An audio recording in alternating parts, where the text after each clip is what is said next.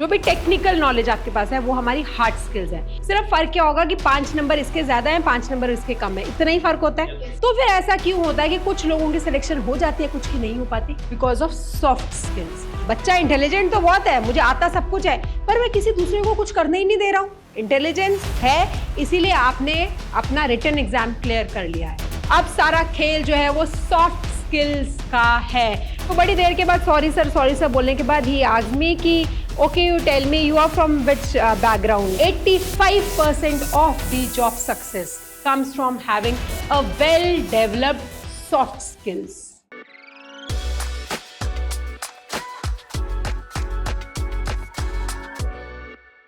जो आपकी hard skills हैं बेटा, वो आपकी एकेडमिक चीजें हैं, आपका नॉलेज, आपका डिग्री, डिप्लोमा, क्या क्या आपने कोर्सेज किए हैं, क्या सर्टिफिकेशन है, क्या टेक्निकल नॉलेज है आपका, वो सारी हमारी हार्ड स्किल्स हैं। जो भी टेक्निकल नॉलेज आपके पास है वो हमारी हार्ड स्किल्स है। अभी आप जिस भी कॉलेज से आए हो, जिस भी स्कूल से, सपोज अब 12th का एग्जाम्पल दूं, तो आप जिस भी स्कूल से आए होंगे 12th क्लास के बाद सबको एक जैसा ही सर्टिफिकेट मिलता है। 12th के बाद सबको एक ही जैसा सर्टिफिकेट मिलता है, उसमें CBSE का ठप्पा लगा होता है, साइन होते हैं, एक ही इंसान के साइन होते हैं। ऐसा तो नहीं है कि आपका किसी और ने साइन किया, इनका किसी और ने। CBSE का ये CBSE नहीं तो बोर्ड अगर दूसरा है तो वो वैसा ही होगा। सिर्फ फर्क क्या होगा कि 5 नंबर इसके ज्यादा हैं, 5 नंबर इसके कम है, इतना ही फर्क होता है। सर्टिफिकेट सेम होता है। तो फिर ऐसा क्यों होता है कि कुछ लोगों की सिलेक्शन हो जाती है, कुछ की नहीं हो पाती? अगर हम सबको सेम डिग्री मिल रही है तो ऐसा क्यों है कि कुछ लोगों की सिलेक्शन हो गई, किसी की नहीं हुई? Because of soft skills.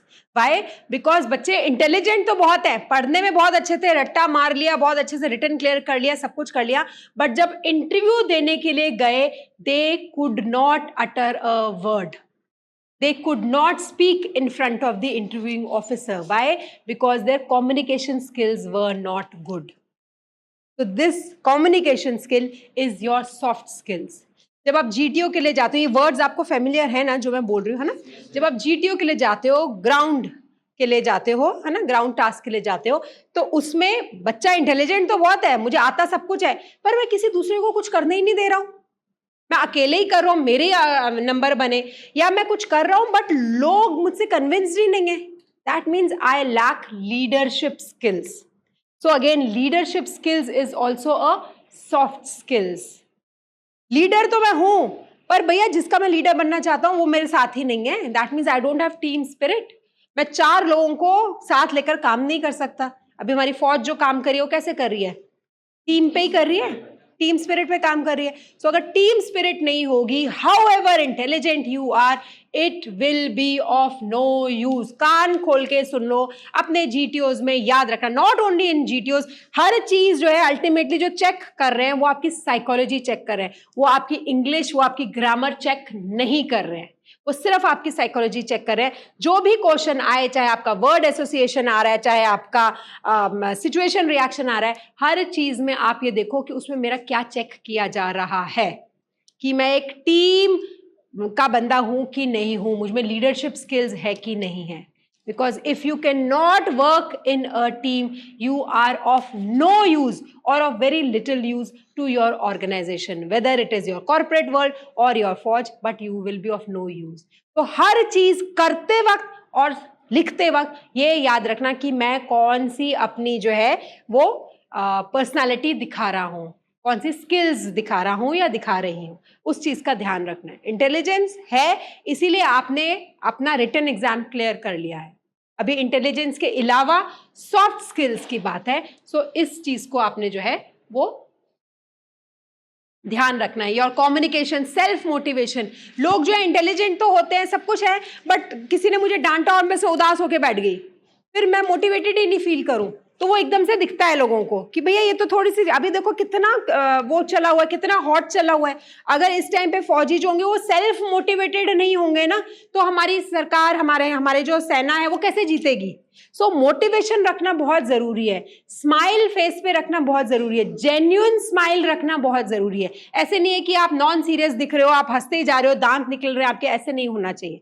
ठीक है, साथ मिलकर काम करना बहुत जरूरी है, वॉलेंटियर होना बहुत जरूरी है, रिस्क लेना बहुत जरूरी है। रिस्क लेते हुए आपकी कैलकुलेटेड अमाउंट ऑफ रिस्क लेना बहुत जरूरी है। हर चीज का एग्जांपल मैं आपको आज जो हमारे देश में चल रहा है उसका देती हूँ।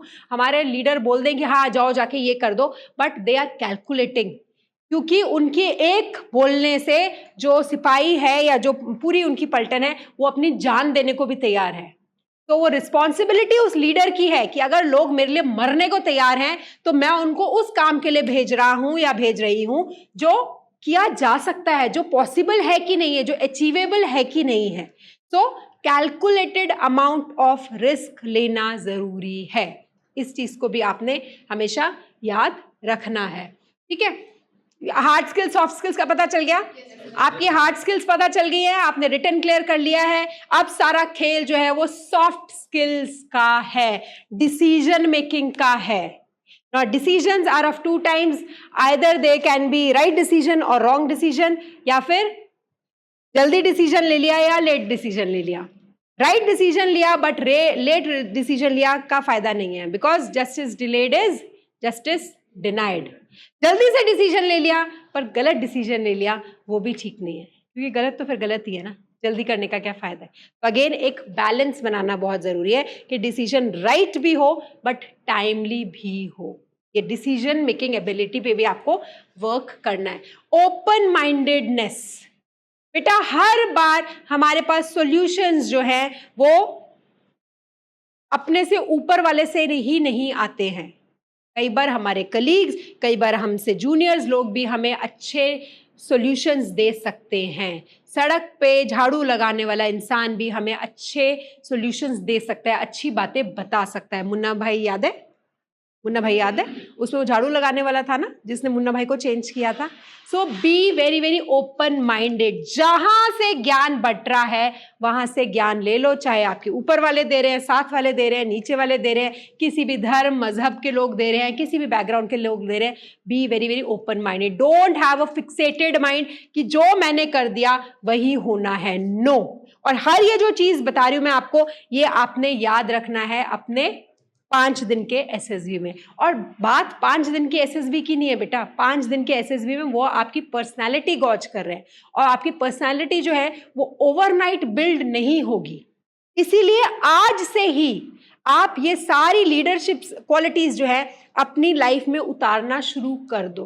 B considerate towards people, be empathetic towards people. आप रास्ते से जा रहे हो, दरवाजा खोल रहे हो, देखो कि अच्छा किसी और को जरूरत तो नहीं है कि मैं थोड़ी देर दरवाजा पकड़ के रख लूं, कोई दूसरा निकल जाए। नाउ क्योंकि ये सुनकर जाते हैं सारे बच्चे कि अच्छा बनना है, अच्छा बनना है, हेल्पफुल करना है, तो लोग वहां पे ना ओवर डूइंग करना शुरू हो जाते हैं। अपना काम तो पीछे छूट गया, दरवाजा पकड़ के खड़े हो गए कि मैम ने बोला था हेल्पफुल बनना है, सबको निकलने देता हूँ। ओवर डूइंग भी नहीं करनी है। एज आई टोल्ड यू, ये जो भी साइकोलॉजिस्ट हैं ये बहुत ही ट्रेन्ड साइकोलॉजिस्ट हैं। उनको पता चल जाएगा कि आप सीख कर आए हो कि मुझे हेल्पफुल बनना है, तो आप ओवर हेल्पफुल बन रहे हो। Please don't do that also. Balance, what I said, balance maintain करना लाइफ में बहुत ज्यादा जरूरी है। विलिंगनेस टू लर्न, काफी चीजें होंगी जो आपको नहीं पता चलेगी, जीटीओ में भी नहीं पता होंगी। So show your willingness to learn, that shows that आप ट्रेनेबल हो। आपको आज की डेट में अगर ये चीज नहीं भी आती है, आज क्या आप में से किसी को हथियार चलाना आता है? नहीं आता है ना, तो ऑब्वियसली वो एकेडमी सिखाएगी। क्या आप आज से पहले कभी भी 2 किलोमीटर, 5 किलोमीटर, 20 किलोमीटर भागे थे? नहीं भागे हो ना, तो एकेडमी सिखाएगी। बस आपको क्या दिखाना है उनको कि आप ट्रेनेबल हो, योर विलिंगनेस टू लर्न। तो आपके इंटरव्यू में भी अगर कोई ऐसा क्वेश्चन पूछा जाए आपसे जिसका आंसर आपको नहीं आता है, be frank in telling sorry sir I don't know, but I will certainly go out and yes, है ना। सो विलिंगनेस टू। अच्छा मैं आपको एक अपना असली किस्सा दिखाती हूँ। मैंने बताया था कि मैंने एयरफोर्स वाला भी एएफएसबी भी दिया हुआ है। सो एएफएसबी मेरे आर्मी में उस टाइम तक, अभी तो मेरे ब्रदर इन लॉ है मैरिज के बाद, बट उस टाइम तक एयरफोर्स में कोई नहीं था, सब आर्मी में ही थे फैमिली में। तो मैं एयरफोर्स इसके लिए गई थी और सर स्टार्टेड, जो मेरे इंटरव्यूइंग ऑफिसर थे, he started asking me about air force कि एयरफोर्स का ये कैसा है, वो कैसा है, जो भी एयरफोर्स की जो टेक्निकल चीज़ होते हैं वो पूछने लग पड़े। And for every question I started saying sorry sir I don't no, sorry sir I don't no. ये जेन्युइन है, मतलब मैं अपना आपको एग्जाम्पल बता रही हूँ। तो बड़ी देर के बाद सॉरी सर बोलने के बाद ही आस्क्ड मी कि okay you tell me you are from which background, your father is from which services. मैंने कहा sir my father is from army. कहते हैं आर्मी में विच यूनिट. मैंने कहा ही इज फ्रॉम आर्टिलरी में थे मेरे फादर. सो है अभी भी बट रिटायर्ड है. सो ही सेड कि okay can you tell me what is the range of Bofors. अभी 17-18 साल का बच्चा जो पालमपुर से उठ के गया है. हमारे टाइम पे कोई गूगल नहीं था, कोई कुछ नहीं था, एक किताब बड़ी मुश्किल से पढ़ जाती थी, मुझे नहीं पता था. आई विल बी फ्रैंक, आज भी बोलूं शायद से आज भी नहीं पता होगा. तो मुझे वो रेंज ऑफ बोफोर्स नहीं पता थी जो मेरे पापा की फील्ड थी. मैंने बोला sorry sir I don't know this also. मैंने बता दिया उनको. तो कहते हैं कि okay now tell me what do you know, I will ask you that question only. To that I said कि sir I have done my masters in agriculture science and you can ask me any question regarding agriculture science. Then he asked me about green revolution, agriculture वाले के बारे में. तो what I am trying to bring to the forum is be frank. Frank मतलब be truthful, be honest. अगर कुछ नहीं पता है कोई बात नहीं होती. Accept it and show your willingness to learn. I don't know but I would love to learn about this. I will go out and learn about this. वो आपने दिखानी है. ठीक है. टाइम मैनेजमेंट अगेन बहुत इंपॉर्टेंट चीज है. वहां पे आपकी पट्टी परेड होना शुरू हो जाएगी. आपको एक टास्क के बाद दूसरे में जाना है. सो आपको टाइम मैनेज करना वहां 5 दिन में नहीं बेटा, अभी शुरू करना है, अभी शुरू करना है. Now my dear friends, everyone under this sky has only 24 hours. Why is it that few people are able to achieve so much in these 24 hours? और हम जैसे लोग ये बोलते रहते हैं यार टाइम नहीं है ना मेरे पास, इसलिए ये नहीं कर पाई या ये नहीं कर पाया. Why is it so? Time तो सबके पास 24 घंटे ही है. Because those so-called successful people are able to manage their time well. और टाइम को मैनेज नहीं कर सकते हैं. टाइम तो 24 hours ही है. हमें अपने आप को मैनेज करना है. तो आपने देखना है कि where is my time going waste, कहाँ वेस्ट कर. इसलिए मैंने बोला ये जितने भी महीने हैं ना, सबसे पहली चीज तो फोन साइड में रख लेना. And I will be frank, हम भी ऐसे हैं, हमें पता है हम बड़े हो चुके हैं, बूढ़े हो चुके हैं, 50 साल के हो रहे हैं अभी, पर फिर भी हमें पता होते हुए भी हम बहुत ज्यादा इंस्टा रील्स में टाइम वेस्ट करते हैं. आधा घंटा 1 घंटा निकल जाता है, लगता है कि वो मैंने इतना टाइम वेस्ट किया. ये चीजें एडिक्टिव है, ये बनाई ही ऐसी गई हैं. तो बेटर है कि आप उनको साइड में रख ही दो. Just keep them side. ठीक है. या फिर आप टाइमर लगा सकते हो, उसमें आप चेक कर सकते हो मैंने कितना टाइम उसमें वेस्ट कर लिया. Make use of time. You have only 24 hours. Make best use of your time. ठीक है. Sense of humour again very very important. Stay calm, stay compose. कोई चीज नहीं भी आ रही है, जिटरी नहीं हो जाओ, हताश नहीं हो जाओ, निराश नहीं हो जाओ, फिर भी स्माइल करो. स्माइल करने का मतलब दांत दिखाना नहीं है. स्माइल करने का मतलब कि आपका फेस जो है वो पॉइज्ड होना चाहिए, काम दिखना चाहिए आपका फेस. ठीक है. Show that. Problem solving, empathy, self motivation, communication I have told you. Leadership I have told you. Take on responsibility. Responsibility लेने की आदत डालो. I will repeat, not only for those 5 days but वो अभी से शुरू करो. नाउ माय डियर फ्रेंड्स, अभी हमारी पूरी लाइफ में हम इससे पहले सिर्फ हार्ड स्किल्स पे फोकस करते थे. नंबर कितने आए, परसेंटेज कितनी आई, कहाँ पे एडमिशन मिली, कौन सा एंट्रेंस एग्जाम क्लियर किया. But here on in life, more than your hard skills, your soft skills will take you. जो मैंने आपको बताया ना, leadership, communication, problem solving, empathy, ये सारी जो बातें बताई, those are soft skills. I am not saying this. Researchers have shown that 85% of the job success comes from having a well-developed soft skills. 85%. आपने देखा होगा लोग बड़े इंटेलिजेंट थे बट लाइफ में अच्छा नहीं कर रहे क्योंकि उनकी सॉफ्ट स्किल्स अच्छी नहीं थी. Whereas only 15% comes from your hard skills. Job success की बात कर रही हूँ क्योंकि रिटर्न जो क्लियर करना है, रिटर्न तो आपके हार्ड स्किल्स की वजह से ही हुआ क्लियर. रिटर्न है ना. जॉब सक्सेस आगे जो है, आगे जो इंटरव्यू का जो खेल है वो सॉफ्ट स्किल्स का है, वो आपकी पर्सनैलिटी का है. And personalities are not build overnight. वो आपको अपनी लाइफ में लाना पड़ेगा, अपने डे टू डे एक्टिविटीज में लाना पड़ेगा. ये मैं आपको बता चुकी हूँ. Why soft skills? बिकॉज बाकी हार्ड स्किल्स तो हम सबकी एक जैसी सी है, but soft skills are keeping you apart from others. Soft skills are the one that are giving you an edge. यहाँ पे खेल सारा सॉफ्ट स्किल्स का है, आपकी पर्सनैलिटी का है. ठीक है. आपकी performing when you get a chance depends on your education, experience and soft skills. But how will you get your chance largely depends on your first impressions. So जब आप इंटरव्यू के लिए जाएंगे तब आपने अच्छे क्रिस्प कपड़े पहनने हैं. क्रिस्प मतलब ये नहीं है कि उसी दिन नए कपड़े खरीदे और उसका टैग भी लगा हुआ है. नो, क्रिस्प मतलब साफ धुले हुए अच्छे प्रेजेंटेबल फॉर्मल कपड़े पहनने हैं और अभी से उनकी आदत डालो. कई बार क्या होता है, बच्चे जो है अभी तो आदत नहीं होती है, वो फटी हुई रग्ड जीन्स पहन के आ जाते हैं और इंटरव्यू वाले दिन वो कड़क सी शर्ट पहन के आते हैं, नया ट्राउजर पहन के आ जाते हैं और आप उनकी बॉडी ही नहीं उसको एक्सेप्ट कर पाती है. बॉडी को ही बड़ा अजीब सा लगता है कि ये कैसे उल्ट पटांग से कपड़े पहन लिए, बिकॉज हमें आदत नहीं होती है फॉर्मल्स पहनने की. सो प्लीज फॉर्मल्स पहनने की आदत अभी से डालना शुरू करो. And whatever you are speaking, आप अपने इंटरव्यू में भी देखेंगे एक इंसान होगा जो ज्यादा नहीं बोल रहा होगा, वो चुपचाप सिर्फ आपको देख रहा होगा. वो जो चुपचाप जो आपको देख रहा होगा ना, वही सबसे ज्यादा आपको मार्क्स देगा. वाई? बिकॉज वो आपकी बॉडी लैंग्वेज देख रहा है. Your body language should be in sync to what you are speaking.